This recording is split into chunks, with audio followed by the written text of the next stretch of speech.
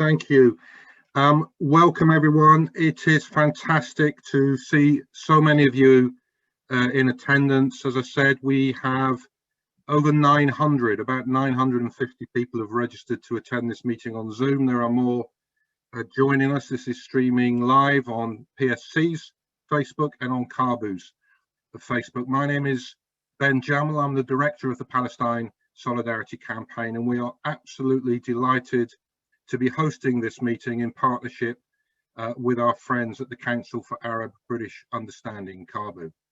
Let me just say a couple of words about how we're going to organise this. In a minute, I'm going to introduce our two speakers, and I will then take them through a series of questions which will focus upon the conclusions and findings of the B'Tselem report on apartheid and why they matter.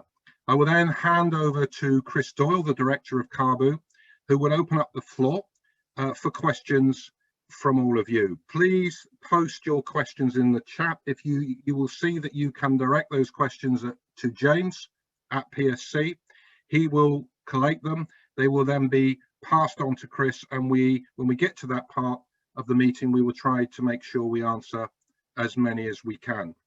We want to make this meeting as inclusive as possible. So to do that, we ask that any contributions, first of all, are ideally focused on the issues we're discussing tonight, but crucially, that they adhere to the core aims, values, and principles that we all share, including opposition to all forms of discrimination. And I need to remind people that anyone who violates those principles will be removed from the session. So let me move to introduce our two speakers. Diana Buttu is a lawyer who previously served as a spokesperson for the PLO and was part of the team that assisted in the successful litigation of the wall before the International Court of Justice. She frequently comments on Palestine for international news media outlets such as CNN and BBC. She's a political analyst for Al Jazeera and for the Al Shabaka network. She's a regular contributor to the Middle East magazine, and she maintains a law practice in Palestine focusing on international human rights law. And Hagai El-Ad is an Israeli human rights activist who has served as the Director General of B'Tselem since May 2014. Previously, he was Director of the Association for Civil Rights in Israel and the Jerusalem Open House for Pride and Tolerance. Now, for many decades, Israel and its allies have been able to sustain a false narrative, a cloak of illusion, if you like, that has successfully shaped mainstream political discourse and served to shield Israel from accountability for its continuing violations of international law. And this illusion seeks to present Israel to the world as a liberal democracy that is maintaining a temporary military occupation in East Jerusalem, Gaza, and the West Bank. Now, B'Tselem's report, produced earlier this year, is the latest piece of analysis that tears away this cloak of illusion, but a piece of analysis particularly significant because of its source. B'Tselem, Israel's most important human rights monitoring organization. The conclusions of this report, which we will unpack in detail, is that there are not two parallel regimes, a liberal democracy inside the Green Line, inside the State of Israel, and outside an oppressive military occupation. Rather, that there is one regime governing the entire area and the people living in it, based on a single organizing principle. Now, we meet on the brink, on the very eve of the Israeli election. B'Tselem's analysis tells us starkly that no matter the result, no matter who now becomes charged with steering the regime will not change, and the regime is an apartheid regime. Now, apartheid is often used in political discourse pejoratively to express opprobrium. In this way, it's often used perhaps to describe a particular practice or a discrete act, such as in recent context describing Israel's failure to offer vaccines to Palestinians under occupation as an act of vaccine apartheid. But apartheid is a legal term. Under the Rome Statute, it is defined, and I quote, as inhuman acts committed for the purpose of establishing and maintaining domination by one racial group of persons over any other, racial group of persons and systematically oppressing them. So to describe, to accuse a state of practicing apartheid is a grave and serious charge and should be considered as such. So let me begin, Hagai, by asking you, what led B'Tselem to this grave conclusion? Thank you. Thank you for that introduction and for the question. And I want to thank both PSC and Caabu for convening us this evening, and to thank the many hundreds of people that are taking the time to listen in and take part in this conversation. Thank you all so much. I'm sure that I hope that people will appreciate that for B'Tselem, that was founded back in 1989, so just over 3 decades ago, what a significant moment that is for an organization that is absolutely focused for all of its work only on the human rights realities in the occupied Palestinian territories, to take the step and for the first time in the history of the organization to make a river to the sea analysis is no small moment. We came to this conclusion first, obviously, because we were convinced that this is the accurate way to look at the reality, but also with a sense of, not just a sense of awakening, but also, I would say, a sense of optimism, that perhaps which comes obviously on top of a lot of frustration and rage and sadness in view of the ongoing realities that are not met with the adequate response. So this is about both calling things with their proper name, but also with the optimism that if the correct analysis is finally attached to the situation, if people wake up to reality, then maybe we have a fighting chance of it finally, very belatedly, being addressed properly. And I'll talk in a minute about like the 2 recent developments that like convinced us that the threshold have been crossed, but also obviously others have been taking this position already for quite some time, Palestinian analysts and commentators, scholars and NGOs. So obviously we are not the first ones, but I do hope that we've made a significant contribution to mainstreaming what we think is the essential lens through which the situation here needs to be understood. And I also want to say, and again, with a sense of optimism, that we're not going to be the last ones that are going to say this, and that with the accumulation of the work and the voice and the gravitas of Palestinian scholars that have been taking this position, and then more recently B'Tselem, and hopefully also others, that we will all together be successful in making the world wake up to what is actually happening between the river and the sea. I said that we have opted for this also because just quote unquote, it's the truth. These are the facts. And I'm emphasizing this because I also, Ben, as you related in your opening remarks, because it's important that people understand that this is not just a new angry word that we want to throw into the debate. Yes, we're angry. I think people should be very angry about what's going on. But B'Tselem has always been very cool-headed and obsessed with being factual and very careful with the analysis and the language. This is the correct word. This is the appropriate analysis, and attached to it need to be the appropriate consequences that we are yet to see.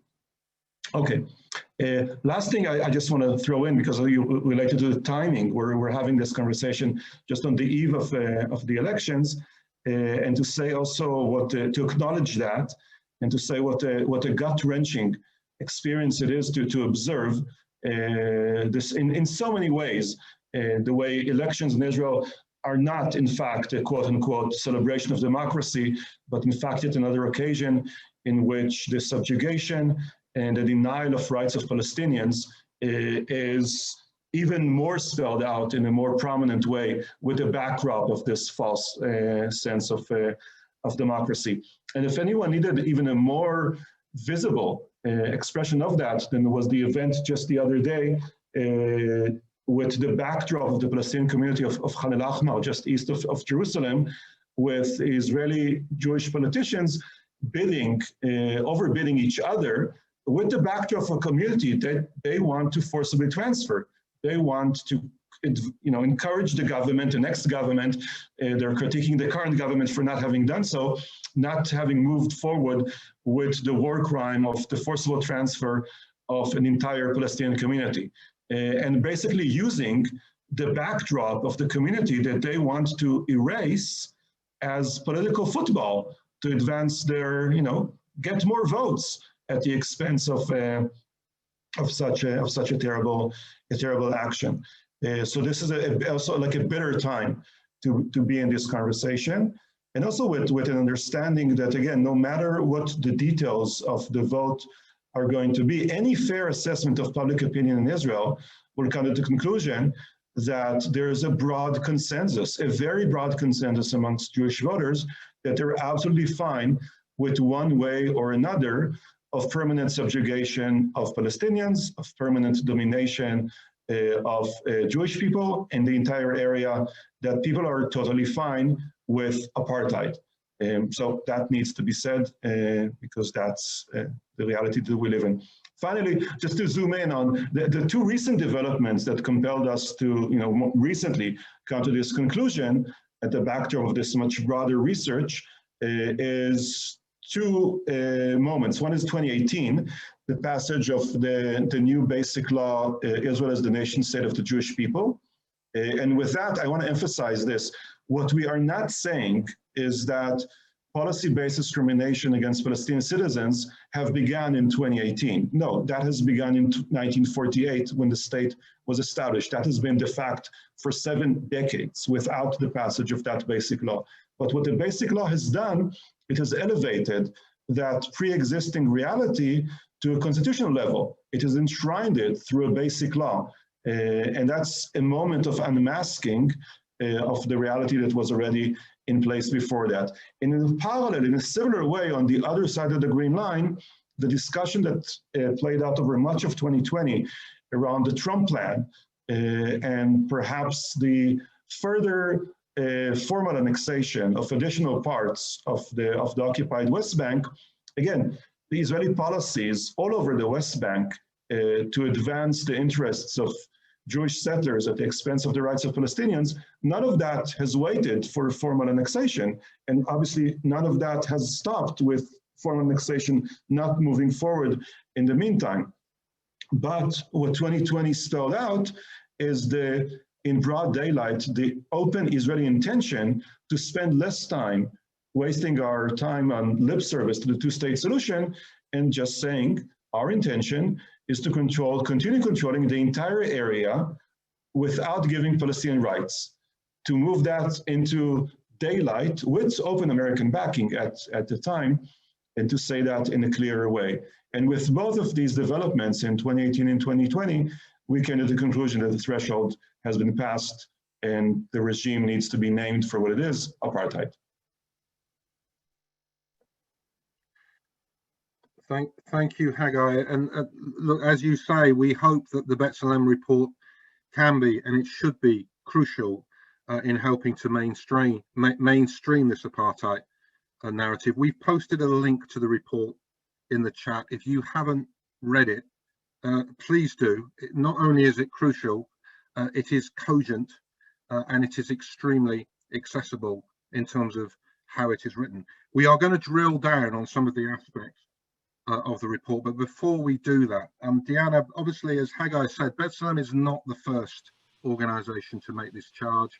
Other scholars, political analysts, and of course key swathes of Palestinian civil society have reached the same conclusion. A particularly important report, and we will put this one, a link to this one also in the chat, was that produced by Richard Falk and Professor Virginia Tilley for the UN in 2017, a report suppressed after intensive lobbying by Israel and the US. Now, Diana, this apartheid analysis is one that you share. Can you tell us why? First, thank you very much.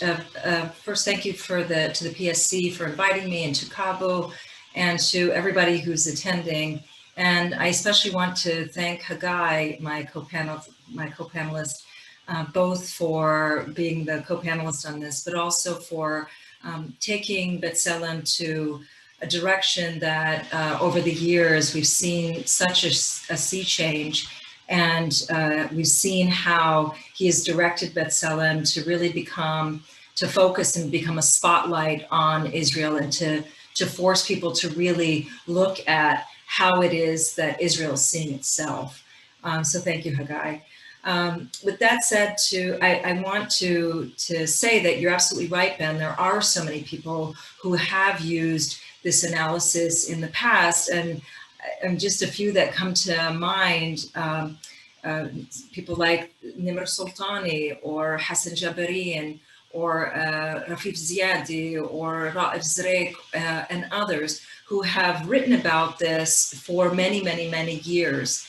And so I'm heartened to see that B'Tselem is also sharing this perspective and seeing that it's very important to listen to Palestinian voices who are the victims of this apartheid and to project it forward. You know, it's very important. What Hagai said was really quite important in that, you know, there has been talk about Israel being an apartheid state for many, many years. Somebody who I don't think anybody would consider to be a radical, who's Jimmy Carter, wrote a whole book about it in 2006 and came under a lot of heat for writing about it in 2006. But what was important with this B'Tselem report is that unlike the 2006 book by Jimmy Carter, President Jimmy Carter, which only focused on apartheid in the West Bank and in the Gaza Strip and the occupied Palestinian territories, that the B'Tselem report takes it a step further and looks at this as the regime as a whole. And this is where it becomes so vitally important that this is where our focus remains and stays. You know, it's a myth if we think that somehow we can separate out the settlements from the rest of the country, to say that somehow the green line is this magic line. There is no magic line. It's been erased for as long as the occupation has taken shape. And in fact, this has been one of the intentions, is to try to fully erase the green line and make sure that this is simply operating as one country, as one entity, as one state, but with different classes of rights within that one entity, one country, one state. So for example, you don't see that in the settlements that there's a separate banking law in the settlements versus inside Tel Aviv. You don't see that there's a sign as you drive into the West Bank that says, you know, welcome to occupied territory. It doesn't exist. All of it has functionally operated as one country with different classes of rights in between it. I think also to step back, and I appreciate Hagai's statement that the system of apartheid and certainly discriminatory laws didn't just begin with the passage of the Jewish nation state law, that it predates this. It's the state itself, and the way that, if you look at the way that Palestinian citizens of Israel have been treated from 1948 until the current day, it again falls within this regime of apartheid, of trying to maintain domination over one group and suppressing the other group, one group maintaining domination over another.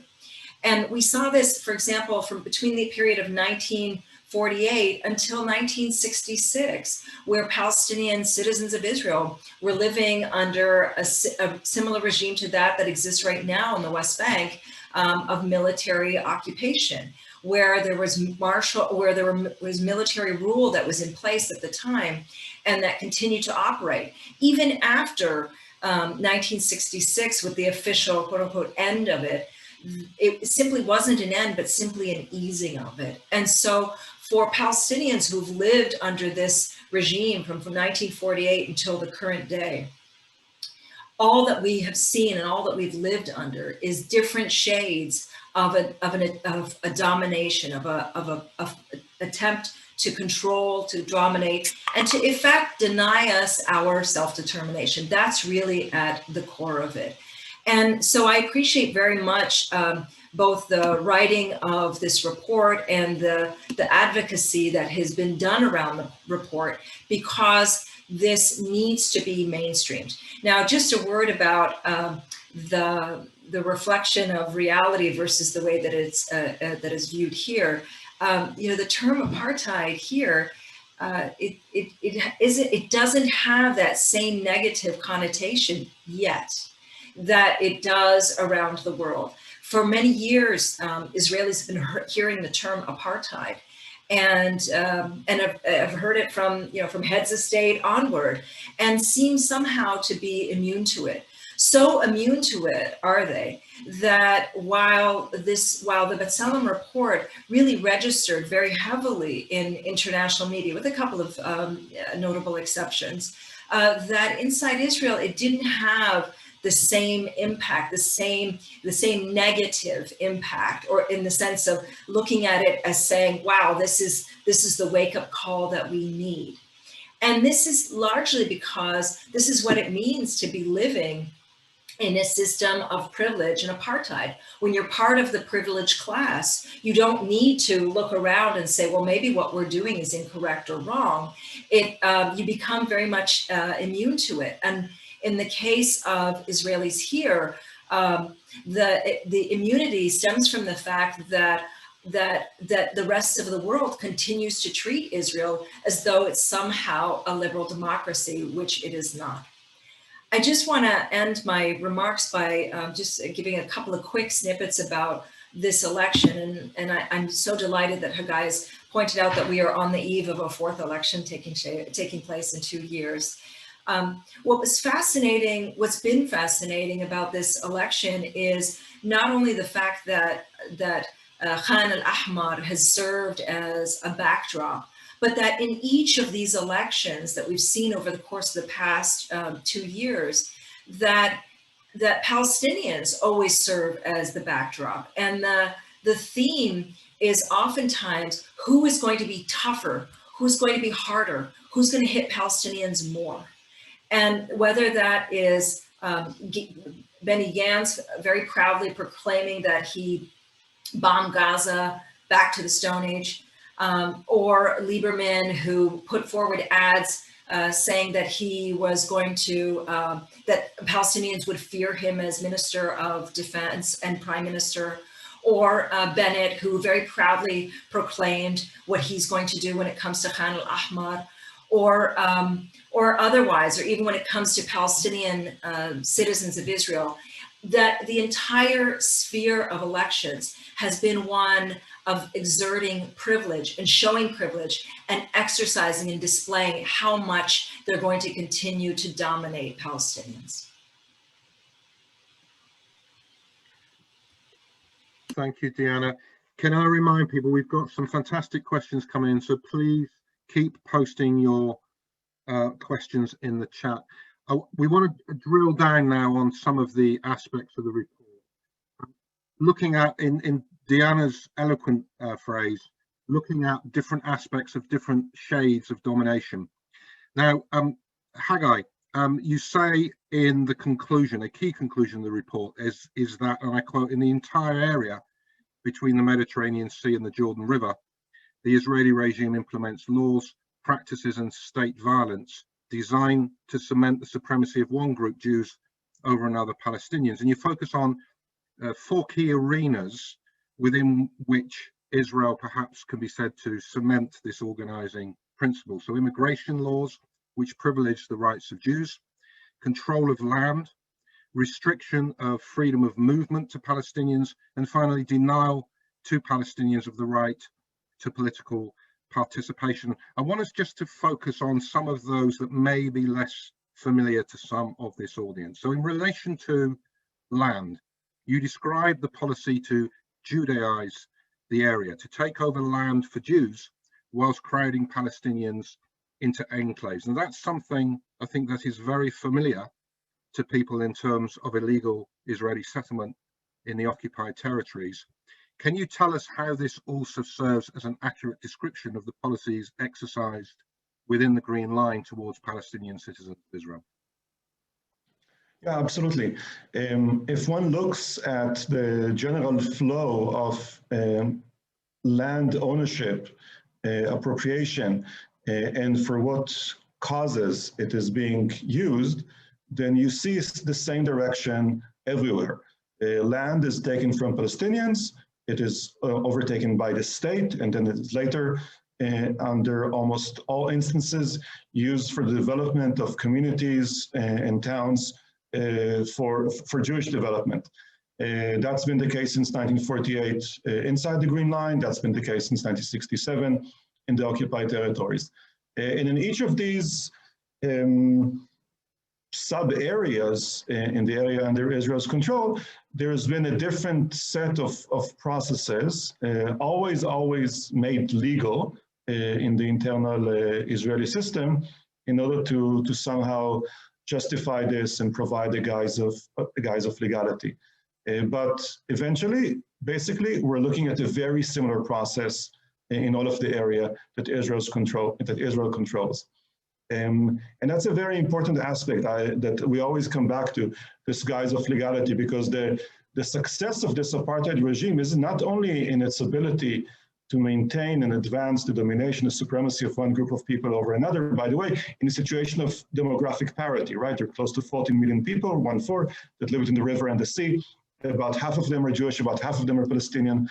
So we're talking about this reality of like almost demographic parity, and yet that parity is managed in a way so that it will not be able to express itself in terms of political power or access to the resources of the land or the allocation of rights and protections. But if we zoom in, once again, going back to the land and the ability, but also the other aspects, it's the success of this apartheid regime is not only in the ability to dominate and perpetuate this, but also to get away with it internationally. And the ability to get away with it internationally is through this meticulous effort to make things legal, to cross the T's and dot the I's and have due process and so on, and successfully maintain Israel's international image as a liberal democracy. And that's essential. It's not just the ability to take over the land and to oppress Palestinians in all of the ways that we enumerate, it's also the ability to get away with it. And again, I come back to one of the main drives behind the optimism of calling things by the proper name, that this will finally be a moment in which, together with these other developments, we will be successful to arrive closer at consequences. So inside the Green Line, some of the legal mechanisms that were used, and much of the time that this was implemented, obviously was during the years under which Palestinian citizens were under military rule inside Israel, from the establishment of the state, basically, until just a few months before the 1967 war. But the absentee property law and other mechanisms that took over land and moved the land that was in majority in the hands of Palestinians to a situation that now some 90% of the land inside the Green Line is state-owned, and I think just under 3% or around 3% of the land is in the hand of Palestinians that are roughly 20% of the population inside the Green Line. So that's one measure of that. Another one is, if you look at the communities that's been established, it's been like more than 7 decades, right? Hundreds of communities established, but not a single Palestinian one that was established since the state was created, besides a number of townships that were created in the Negev in the south in order to displace Bedouins from lands that were taken from them, right? And by the way, it is almost like a perfect analogy to that in terms of the situation that's been playing out in the occupied West Bank, where almost all of the land that Israel calls state land, while pretending that the state in Palestine is Israel, right, as a justification to take over public land in the occupied territories and use it for the development of settlements and infrastructure for Jewish development and so on. But even there, what you would see that is almost 100% of the land that was designed state land was allocated for those purposes, but the tiny percentage that was not, was actually most of it was made available for Palestinians for sake of displacing them from other parts of the West Bank that Israel deemed to be more desirable. So you see even how blunt and how cynical it is in that sense. And if all this is not enough, then there's also like many other examples, including the more recent admission committees law that makes it possible for many relatively, smaller communities in Israel to, through this mechanism of admission committees and social admissibility of people to communities, to basically filter out Palestinians from living in these communities built on public land, right? So all of these mechanisms add up, and if all that is, again, not enough, then 2018, the passage of the nation-state basic law, in which it spells out that Jewish settlement is a national value, right? And I think it's interesting to think about that moment and put it against the language that was used in the 1948 Declaration of Independence that promised falsely, but used very different language, making the promise that the state of Israel will work on the development of the land for the benefit of all of its people, right? So that was a false promise that was never acted on. And that's part of the maintenance of that image as a liberal democracy. And I think it's very interesting to see how 7 decades later, what is actually being done, what has been done for the past 7 decades, and what the intention is to continue doing, is spelled out in a basic law in such a fashion. Yep. Thank you, Hagai. Diana, I want to also pick up on the issue of political participation, and particularly in relation to the questions of Palestinian citizens of Israel, because this is, of course, one of the arguments consistently used to suggest, look, it's not only inaccurate, it's fallacious to describe Israel as a state practicing apartheid. This argument that I'm sure is being promulgated on the eve of the Israeli election across social media, that Palestinian citizens can vote, Palestinians can stand as members of the Knesset. So can you address that and say, tell us what sense can be made of a claim of a denial of right of political participation to all Palestinians inside the Green Line or without? Thank you. It's a great question. So it's one of those questions that's really actually kind of laughable in many ways. The argument, at least, is very laughable. Yes, Palestinians can vote. Palestinian citizens of Israel can vote. The 20% of the polity can vote. Yes, that's absolutely right. But it's important to bear in mind that there are another more than 4 million who cannot vote. And it's looking at this system of who is able to be represented and who is not able to be represented that becomes so vitally important. So what the attempt is to try to parse out Palestinians and say, well, there's no apartheid because this small little segment of you can actually vote. Whereas what we actually are is we're a nation, we are a people. And the fact that only a small segment just simply highlights the level of apartheid that actually exists. If we were so wanted, and if there really was no apartheid, then they would really have no problem with allowing the entire nation, the entire polity, to be able to vote. But instead, it's this small little segment that is used as a fig leaf to try to claim that somehow Israel is a democracy. But I want to dig down a little bit deeper. The question is, what is it that they can actually vote for? And it's very important to bear in mind that there has not been a single election ever where there hasn't been a challenge made to the candidacy of Palestinians who are citizens of Israel, even trying to run in these elections. Most recently, we saw that there were challenges by people, including a man named Ben Gvir, who heads up the Jewish Power Party. This is a man who very proudly dressed up as Baruch Goldstein for Purim and talks about Baruch Goldstein as being his hero. Now, just so that we all know who Baruch Goldstein is, this is the man who committed a massacre in Hebron in 1994. And so Ben Gvir, a person who claims whose party is an offshoot of the Meir Kach party, has the audacity to be able to put forward challenges as to who it is of the Palestinian citizens of Israel who can and cannot vote.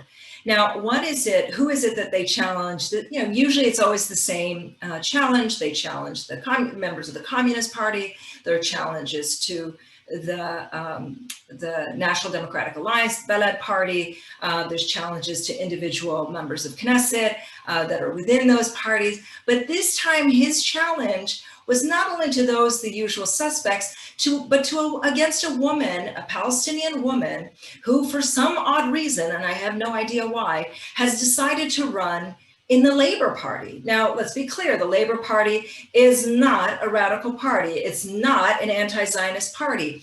And yet even there, her participation was something that has been challenged. This is precisely what it is what it means to be living in this system, that even if you're going so far as to accept being a member of the Labor Party, the party of Israeli settlements, the party that has come out and condemned the ICC, the party that has come out and supported each and every one of the attacks on the Gaza Strip, even then you are never going to be Zionist enough in the eyes of the state. So what it is that it means to be living in this system is that first you have to be subjected to all of these challenges because you're never viewed as being Zionist enough. And that's exactly what the intent is to try to turn you into a Zionist, to separate you from your people, separate you from your community, and an attempt to turn you into a Zionist. That's not going to happen. The second is that even if you accept the Zionist parties as one of these members, future member of Knesset has, even then it's subject to criticism and to critique. But even more deeper than that, to be able to run in these elections, you have to, there's no way that you can accept or demand the idea of pushing forward one state, equality for all, not accepting the apartheid regime that exists in place. All of that are issues that are curtailed and critiqued, and it's only within a certain square box that we are able to run and to be able to participate in these elections. But then it begs the question of why? And the reason that there are people who are running in these elections is because they view their job as being twofold. One as being defense, which is to stop this machinery that is trying to destroy Palestinian lives, including Palestinians who are citizens of Israel, but also to try to make sure that there's an ability to survive and thrive. Now, Hagai very eloquently talked about some of the system of land that exists and all these land laws that exist when it comes to the system of apartheid. But I also want to add that I can give you two simple examples. If you look at the city of Nazareth, the largest Palestinian city that is inside 48, inside Israel, the borders of that city have not expanded since 1948. And yet we've seen nearly a quadrupling of the population from 1948 until the current day. Now, to be clear, the people of Nazareth don't want to be living in Tel Aviv or in other Israeli cities and towns. We want to have our communities to be expanded. And yet because of the system of racism, of apartheid that exists, those boundaries have never been expanded. It's not they can, but there's a system of apartheid that is blocking it. The second example that I want to give very quickly as well, it ties into this issue that Hagai mentioned about the issue of present absentees. My father's town, which is a town just outside of Nazareth, was in 1948 completely depopulated. And in its place today is a sign that says that it was established in 1951. My father was born in 1939, by the way. A sign that says that it was established in 1951.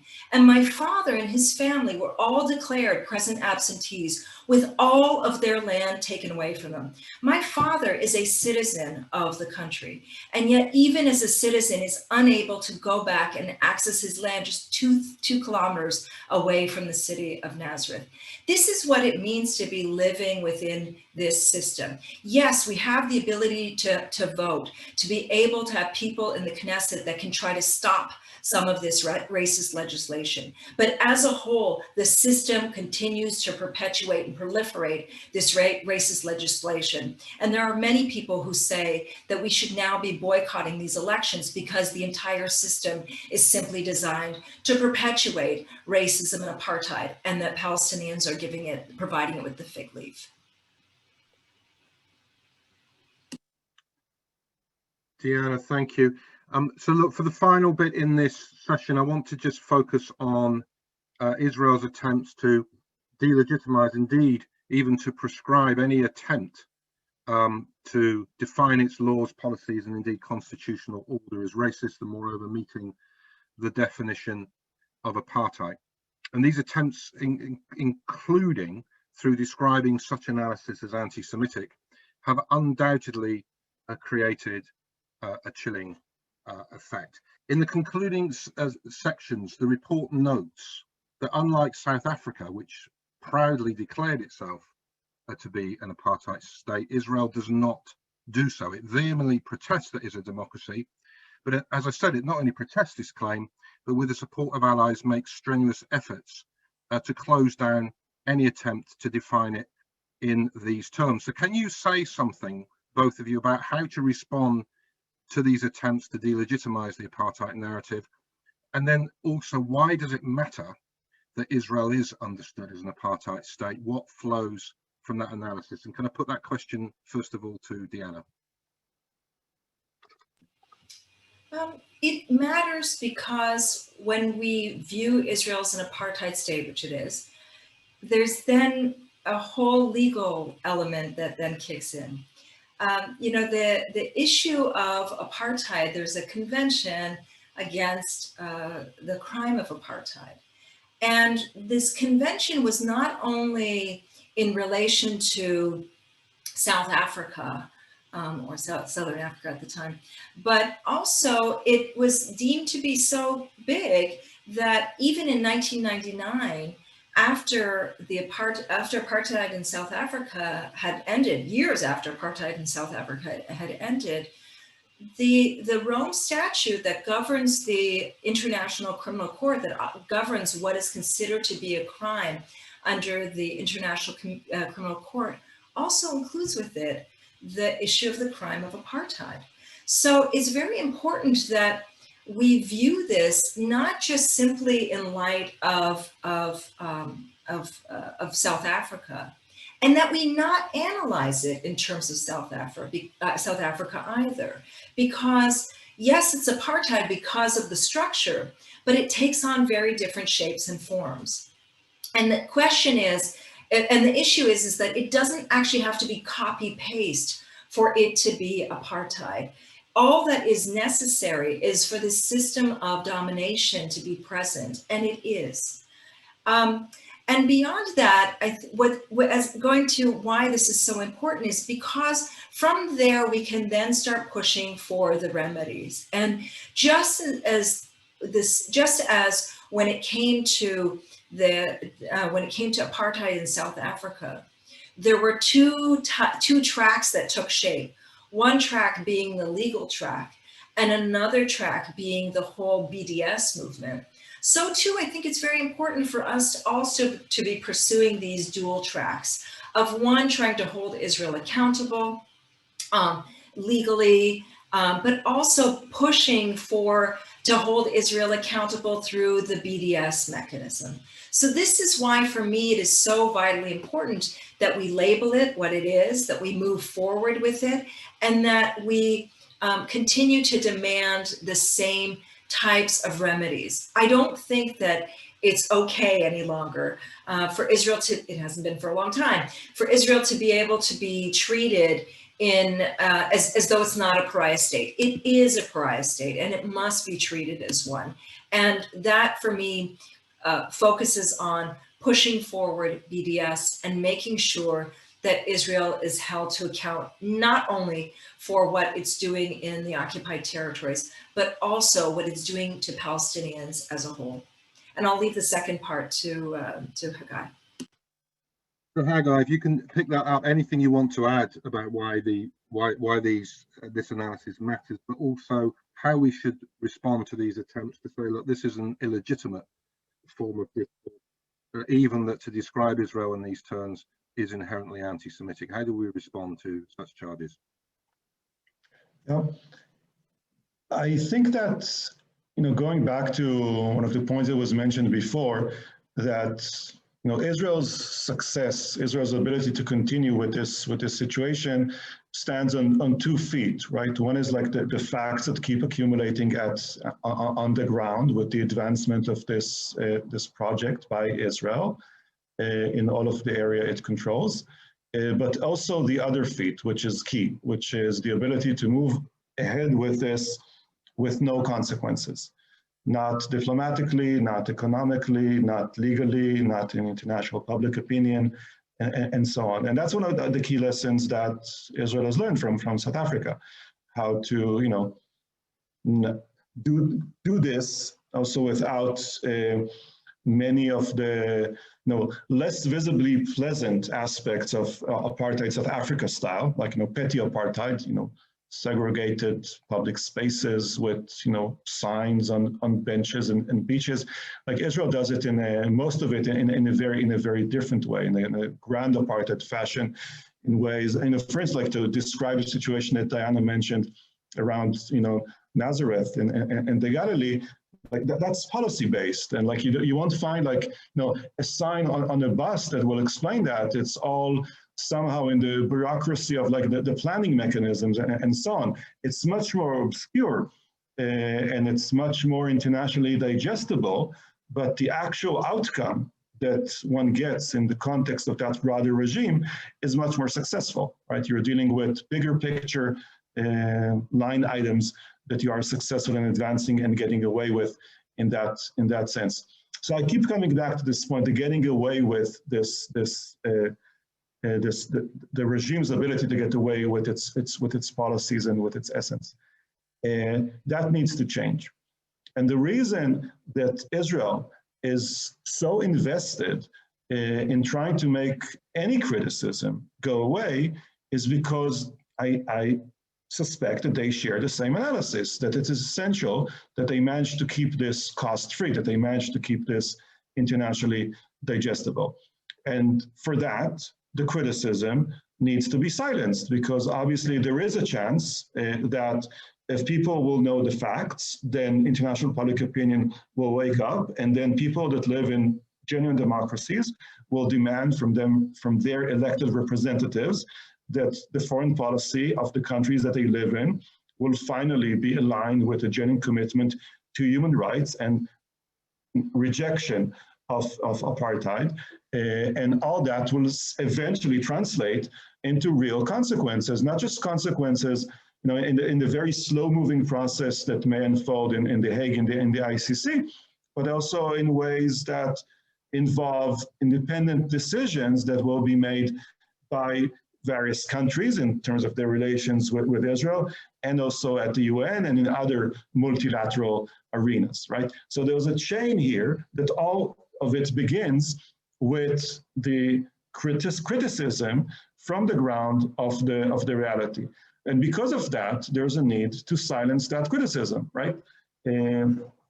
Now, usually, the way Palestinian colleagues are, Israel tries to silence them is through invoking false accusations of supporting violence, of dubbing them as terrorists, right?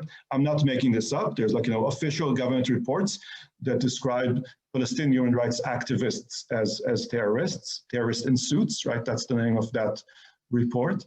And with regard to Israelis, Jewish Israelis, we would often be described as traitors, right? But internationally, the tool that is most often deployed is false accusations of anti-Semitism, right? That's what the government does. And as we all know, that has been a rather successful chilling mechanism, because anti-Semitism is a serious issue. It's a serious allegation, and it is something that people that are anti-Semitic indeed need to be rejected and need to be called out as such. And we all need to be very serious in identifying anti-Semitism and defeating it at the same way that we should defeat any form of racism. But it's a very, very, I would say, inconvenient accusation to deal with. And like any smear, as you know, any person that does this kind of like false propaganda knows, the moment you throw the smear at someone, it's really very, very difficult to move to get away from that. So we are living in a reality in which people around the world know, elected officials and activists and others, that the moment that they cross Israel's line and that they speak out against, by the way, not just calling the regime as apartheid and so on, but they speak out against like specific human rights violations in the occupied territories, right? Beyond the green line, not in the context of apartheid, in the context of IHL and so on, Israel will have none of it, right? You would be smeared as an anti-Semite on those grounds alone, right? That's the reality, and everyone's aware of that. So basically, it's a moral choice, right? There's like people just know that if they do it, if they speak out, they're going to have to deal with that kind of accusation. And I'm saying this with sadness, because this is terrible in so many ways. It's terrible because yes, there are genuine anti-Semites, right? And we lose credibility in fighting against them if false accusations are just invoked in order to silence Palestinians, right? And silence those that are trying to build a future based on justice and equality on this land. And it's even more awful because there are all these, growing number of autocratic heads of state around the world that are genuinely anti-Semitic, right? From the former, until recently, US President, Mr. Trump, to, the leader of Hungary and other countries, right? And since they are supportive of Israel's perpetual oppression of Palestinians with no consequences, then Israeli leaders will be very careful not to speak out against these real anti-Semites, right? So it's so cynical, like you sacrifice the credibility that one needs in order to defeat anti-Semitism while legitimizing genuine anti-Semites, because what you want to do with is continue oppressing other people and get away with it, right? It's like morally bankrupt across the board, right? And I think the only way that we can successfully deal with this is, one, by being aware that this isn't going anywhere, right? From Israel's perspective, this has been successful so far. Ever since there's been finally some more traction in The Hague with regard to the investigation by the ICC, Prime Minister Netanyahu, like not some random, backbencher, but like, the Prime Minister of the state has repeatedly named the ICC as, as an anti-Semitic institution, right? And how many statements have we heard from high-level officials around the world that have said, like, this is just not acceptable. It's not acceptable for the Israeli Prime Minister to speak in this way against the ICC, regardless of what people think about the investigation that we fully support and think that is essential. But regardless of that, to use such language and intimidation against the ICC, totally unacceptable. And we haven't heard that kind of response to Netanyahu's statement. So from the Israeli perspective, this is successful. And as long as it's successful, it is not going to stop. And the only way to deal with it is to realize that's the case, to be very clear about our positions in rejection of all forms of racism, including anti-Semitism and Islamophobia, and being very clear about our moral commitment to justice and equality and freedom and self-determination for all of the people that live in this place. Hagai, Diana, thank you so much. I'm going to hand over now to my co-host, Chris Doyle, Director of Caabu, who's going to chair us through the Q&A. Thank you very much, Ben. And it's a great pleasure for Caabu to be co-hosting with PSC today. And huge thanks to our speakers for terrific presentations, both Hagai and Diana. we're going to have a Q&A, so please do put your questions in the chat function, though I'm glad to say we got many very, very good ones coming up. And we'll try and take as many as possible, and I'll try to group them together thematically for our speakers. Now, before that, I just want to say on behalf of Caabu that we'd like to thank B'Tselem for this excellent report, another great report. We're really grateful to them and for partnering with them over the years. They briefed us, parliamentary delegations and meetings, as indeed has Diana. And actually, to answer one of the questions in the chat, have British MPs seen the report? The all-party group, Caabu's the secretariat of that, the all-party group on Palestine, hosted B'Tselem, where we discussed that report. So do by all means encourage your MPs to read it and act on it. So delighted to be hosting this also because of the acute need to draw attention to this issue of systematic discrimination of life in an apartheid system for Palestinians. And I think that it is very important that B'Tselem has now referred to this as apartheid, as indeed many Palestinians and international groups have as well. And it's a very, as Ben said, a very detailed, factual, clear report in the style that we've become accustomed to. So very sadly, when we challenged this, and I just wanted to say something on this system of discrimination that should be dismantled, that those who do that, who want to challenge this sort of discrimination, are described as racist and anti-Semitic.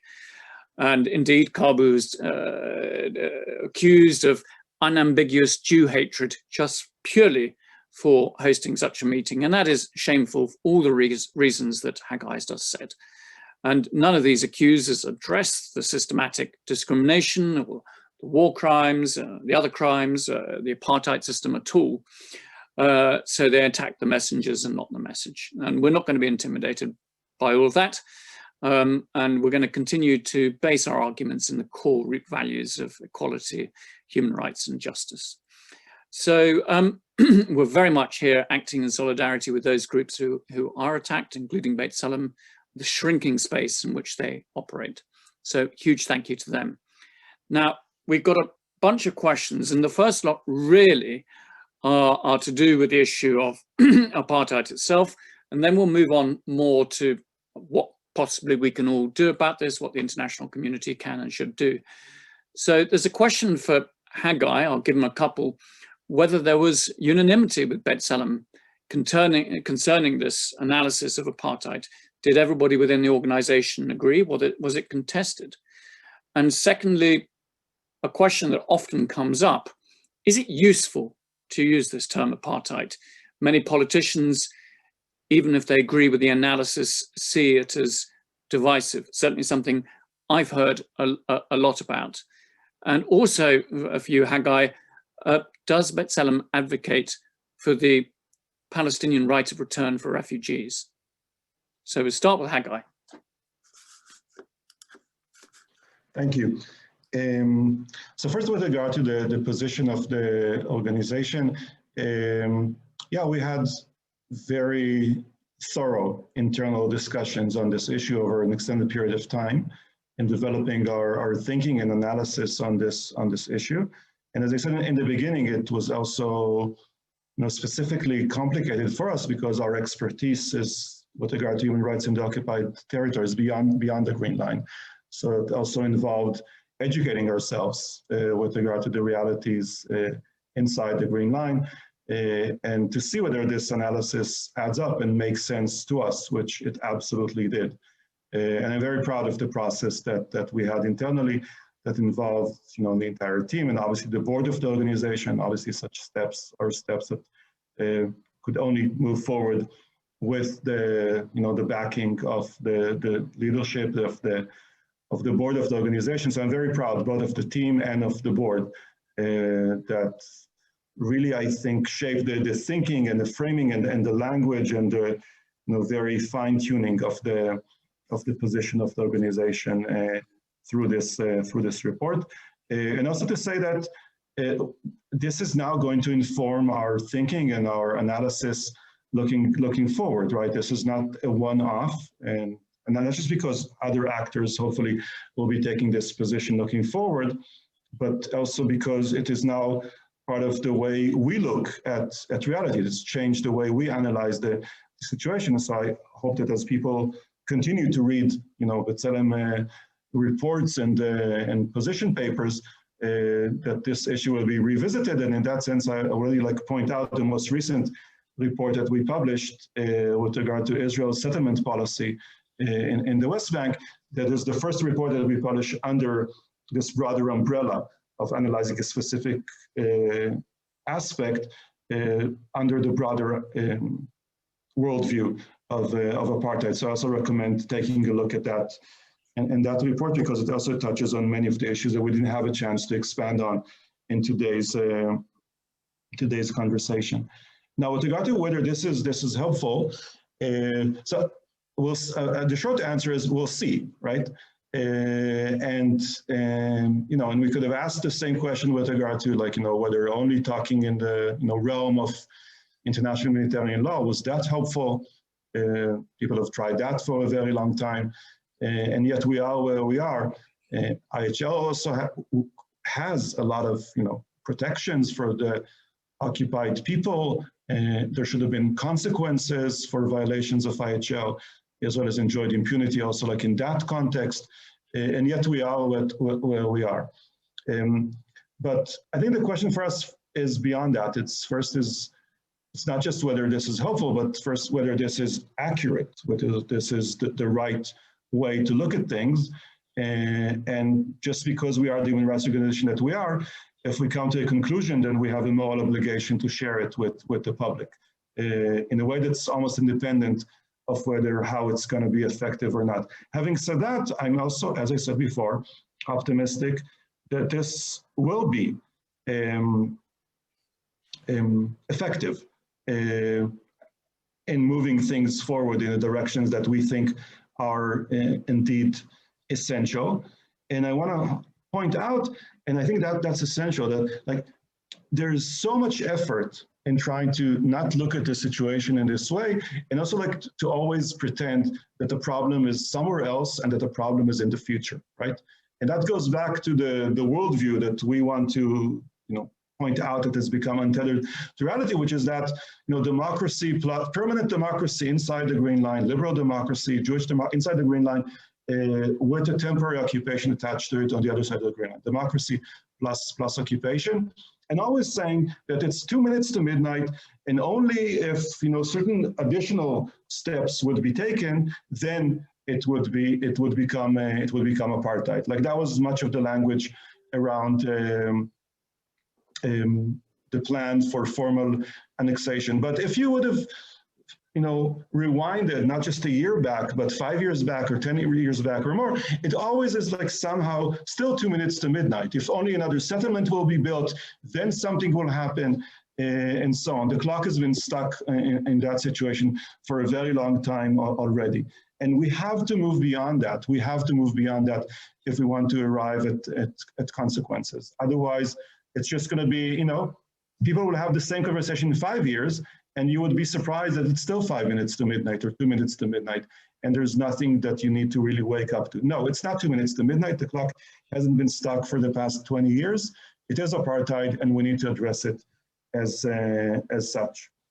And with regard to the last question, the way we address it in the report is through the discussion of the privileged, it's one of the main 4 pillars of apartheid that we describe, which is the one which is focusing on the demographic re-engineering of the space that Israel controls, and the way Israel makes it possible for any Jewish person from anywhere in the world to immigrate to Israel, by the way, not just Israel, also to the occupied territories, to immigrate to anywhere between the river and the sea that Israel controls, and gain rights and citizenship, including political rights, almost immediately, while exactly the opposite reality is presented before Palestinians, not only with regard to their ability to come to Israel inside the Green Line, but also to come to the occupied territories. Thank you very much, Hagai. Now, a couple of questions for Diana. Diana, just a few questions on the media here. Do you think the media is balanced in its reporting of Israel-Palestine, and how might you address that if you think not? And what can be done in response to the criticism being wrong, the criticism of Israel being wrongly called anti-Semitic? Hagai spoke about that, but why doesn't the media explain the difference between anti-Zionism and anti-Semitism? And then if I could just ask you to comment also on a question about the PA, Palestinian Authority. Why doesn't the Palestinian Authority demand the equality of Jews and Palestinians as a prerequisite of negotiations? Okay, great questions. So I think I'll start backwards. On the issue of why don't they demand equality as a prerequisite for negotiations, it depends on what you mean by equality. So there were demands for equality in terms of equal statehood, not equal citizenship. There were demands of equality for equal statehood. And what I mean by that is that early on, there was demands that Palestinians be able to have their own security, that they'd be able to have their own borders, that they would be in control of their own financial system, control the airspace, control the territorial waters. I mean, there were those demands of equality. It then, dropped as time went on, and they started to accept things like a demilitarized state, which I don't understand why, to then all of these other, drops that happen.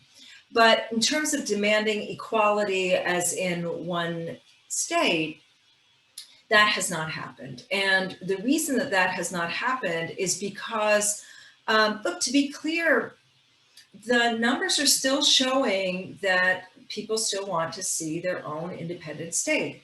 And there are reasons for it. They've lived for half a century with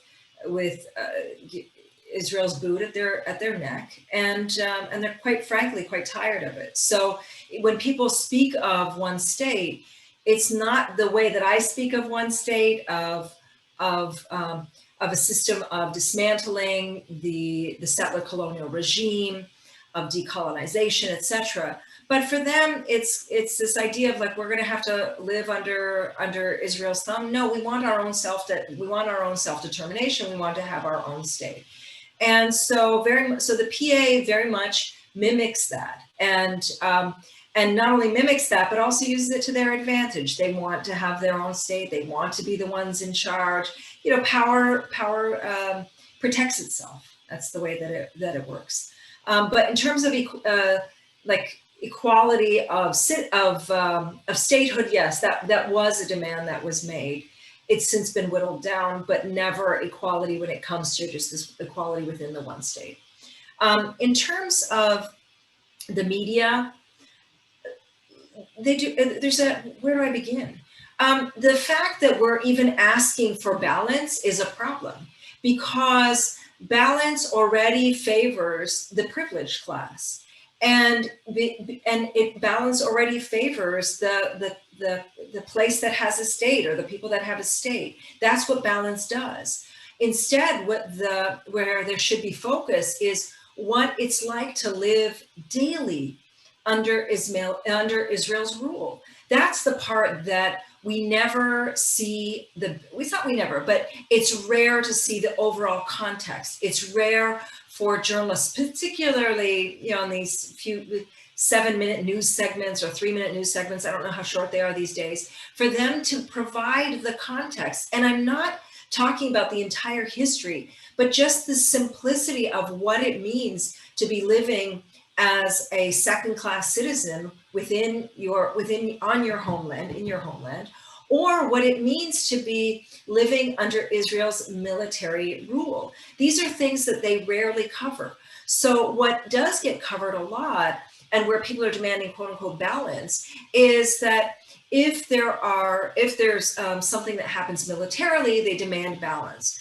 But the bigger issue is, do Palestinians, do viewers understand, do they walk away with a sense that Palestinians are living under a very brutal military regime? Do they walk away with a sense that Palestinians are living as second-class citizens? On this level, they don't. I don't see that that is something that permeates across the board when it comes to the media. I do get the sense that that they love to view this as a quote-unquote conflict, and therefore, because it's a quote-unquote conflict, it needs both sides. But this is beyond that. This is an instance where it's a settler colonialism, and we need to be hearing from people about what it's like to live under this regime, what our experiences are, not what it's like to be a soldier, but what it's actually like to be as a person who is suffering the weight of the regime. And I'll give you a couple of examples. When Palestinians get killed, you will see things like allegedly killed. That word alleged somehow makes its way in. Or there will be, Palestinian sources say. But when it's an Israeli soldier, and I'm specifically saying soldier, the terminology becomes Israeli. In other words, we remove the context of military rule, and it's no longer allegedly. There's definitely a perpetrator, and there's no longer a source. It's just, this is the way that the rules and the facts are. I think a lot more work needs to be done to providing the context, to providing the reality, to providing voice to Palestinians who are living under this brutal regime, and to stop seeking this quote unquote balance, because balance is simply going to favor the privileged side. Thank you very much. That reminds me of endless meetings with BBC editors on this issue of of balance. Just either of you really can come on to these next two questions. How does apartheid discrimination affect access to medicine, and how women fighting breast cancer impacted? And there's another question, are Druze and Christians living in Israel treated as badly as Arab Muslims in Israel? Would either of you like to take the issue about medical access? Diana. Yeah, I'm happy to take the issue of medical access. So I'm sure you've been hearing this term of medical apartheid, particularly surrounding the COVID vaccines that have been provided. But medical apartheid didn't just start with the pandemic. Medical apartheid has existed here for a very long time. For example, there isn't a single Palestinian hospital that is allowed to have radiation equipment, the equipment that's needed to treat many forms of cancer, and in particular, breast cancer. And the reason that no Palestinian hospital is allowed to have it, neither in the Gaza Strip nor in the West Bank, you hear this mostly about the Gaza Strip, but it's also the case in the West Bank. The reason that no hospital in either the West Bank or the Gaza Strip is allowed to have it is because it doesn't meet with Israel's quote-unquote security requirements. And so what that means is that any person who actually needs to have any radiation treatment, breast cancer or otherwise, actually has to obtain Israeli permission to be treated in an Israeli hospital, or they have to travel abroad. And I mean, I'm sure it goes without saying that cancer doesn't wait for these permissions to be issued. It doesn't wait for paperwork. It doesn't pause the spread as we're waiting for the application process of and waiting for this to be able to get treatment or not get treatment. It just goes on ahead, and yet that is something that is, again, very much overlooked. We do hear about it when it comes to the Gaza Strip, but also there only rarely, mostly in the relation to denials. But it's also the case when it comes to the West Bank as well. So there's a whole system of medical apartheid that exists that predates the pandemic, and it's so vitally important that when dealing with the issue of apartheid, that we also focus on the medical side of things. Thank you very much. We're running short on time, so I perhaps wanted to switch a little bit to the other half of the questions about what we can actually do and how to address these things. So we've got various questions. I'll summarize some of them for both of you. What the UK can do about it, what we can get our MPs to do about it. Somebody has asked about Ireland, that is now on the Security Council, and what can Ireland do to support Palestine. And some have asked also about the ICC, plenty of questions about that. And do you think this is symbolic, or do you think actually something will come of it? Will there be a result in all of this? So perhaps we could just put it to Hagai first. You've written this report. What do you really hope the international community, what do you hope supporters of rights, etc., will do? Okay, so first, just in the context of the ICC, I'll just say that it is important and it could be important, but it shouldn't, and it should be supported and should be protected to carry out its work free from intimidation. But it is not a replacement for the responsibility of international public opinion and of governments around the world. It is not a substitute for that. And also, as anyone that's familiar with the work of the ICC knows, it's a very slow process. It's going to take years further in the best case scenario, and I'm not even sure that we're there, right? But that legal process needs to move forward in its independent and coherent fashion, and no one should pretend that, because the ICC is, finally after like 6 years, may finally open investigation, that it's a reason for anyone not to stand up for their own obligations. Okay, now with regard to those obligations and what can be done, maybe I'll just say, something would be nice as a beginning, but something new, right? Because like so much, repeated statements, we have oceans of these statements, and everyone can just look at the reality on the ground and see how successful those statements have been, right? So, spare us the statements, spare us the expressions of concern, sometimes of grave concern, and so on. We've been saying this for so many years, that long already. Like, Israel can live with X more decades of other oceans of statements. That's not going to make any difference, right? And we shouldn't, accept that that's as good as it gets in terms of consequences. The world has not only responsibility, the world also has leverage, and it's a political choice so far not to use that leverage. That's where we are. I don't think anyone in London or in any other world capital needs B'Tselem's advice as to the ways in which the world can use its leverage, and not just talk the talk, continue talking the empty talk, but beginning to walk the walk.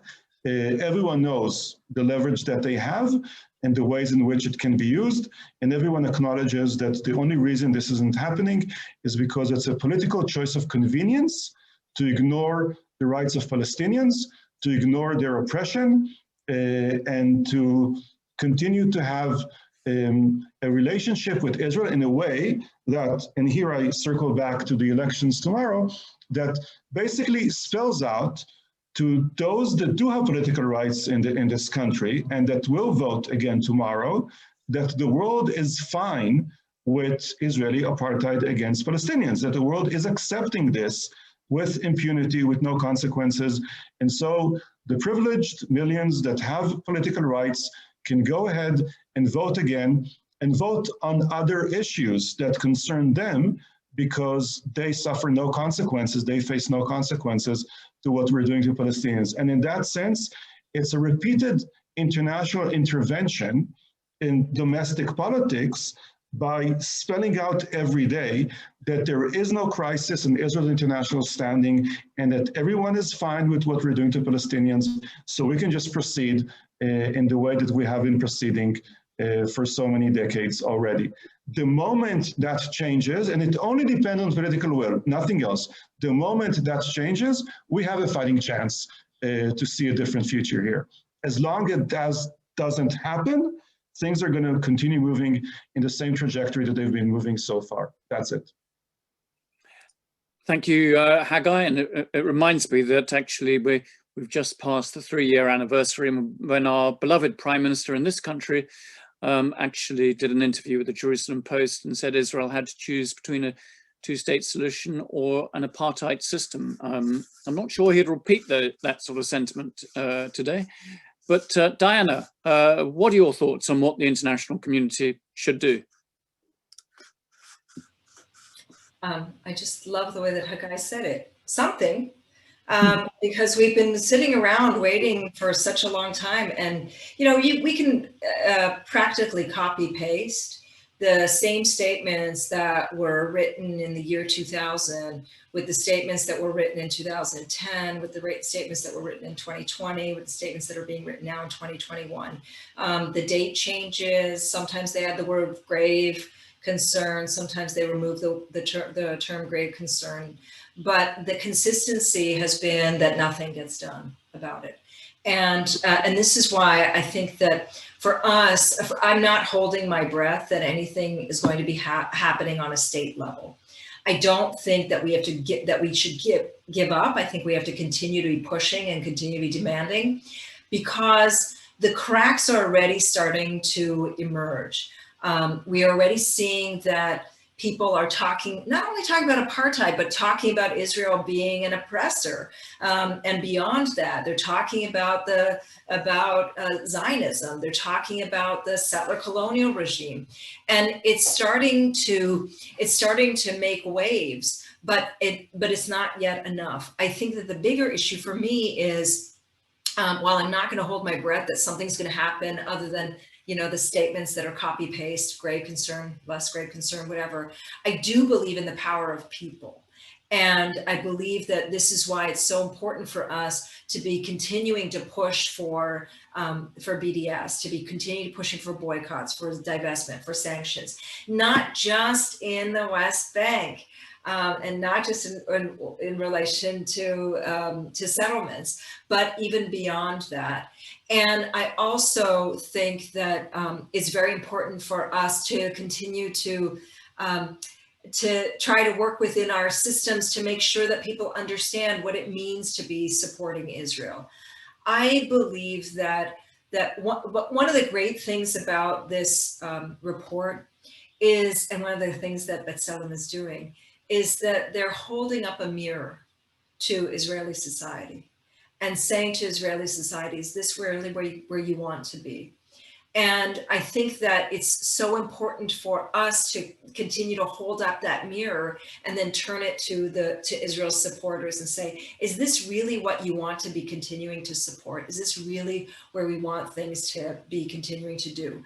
So I don't have this huge faith that something's going to happen overnight within the international system, but I do have faith that people are going to change the system, and we've already seen those changes taking shape slowly, but they are taking shape. The other thing I think we really need to focus on is on media, and making sure that media exactly understand what it means to be a Palestinian living under this regime. The fact that Palestinian voices are ignored or muted is something that should really be causing us alarm, and we must be demanding better and greater.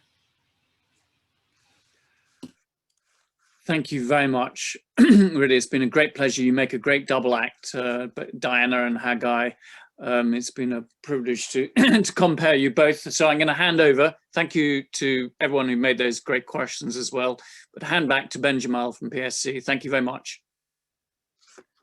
Thank you, Chris. And look, can I conclude first of all by asking you all to join me in a virtual thank you to, as Chris said, an outstanding double act to Hagai and Diana, not just for their outstanding contributions tonight, but for the important work they're both doing in bringing this crucial analysis into the mainstream. And I want to finish by picking up on something Chris said earlier about resistance to this narrative. Last November, I think it was, PSC undertook a virtual lobby of Parliament which foregrounded this apartheid analysis, and we encountered MPs, as Chris said, who, whilst not necessarily persuaded that such narratives were anti-Semitic, indicated they felt them to be extreme, they felt them to be divisive, and they gave them a sense of discomfort.